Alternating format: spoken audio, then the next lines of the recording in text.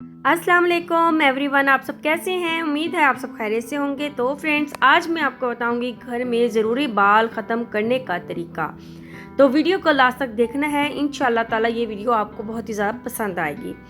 Vicks से गैर ज़रूरी बालों को ख़त्म करें। जानिए घर में विक्स के ज़रिए वैक्स बनाने का वो तरीका जो सब ख़वातीन जानना चाहेंगी। विक्स बाम सिर्फ सर्दी में नज़ला ज़ुकाम से बचने और गले की खराश में लगाने के लिए ही इस्तेमाल नहीं होता, बल्कि इसके कई और भी फ़ायदे हैं। इस्तेमाल भी कई हैं। आज हम ख़वातीन को इनकी रोज़मर्रा की इस्तेमाल की चीज़ यानी वैक्स बनाने का तरीका सिखाएंगे, जिससे जिल्द भी नरम और मुलायम होगी और बाल भी जड़ से निकलेंगे। टिप्स: 1 चम्मच विक्स बाम को उबलते हुए गर्म पानी में डालें, इसको चम्मच से हिलाएं। 1 चम्मच गुड़ और आधा चम्मच ब्राउन शुगर को इस उबलते हुए पानी में डालकर 20 मिनट के लिए पकाएं।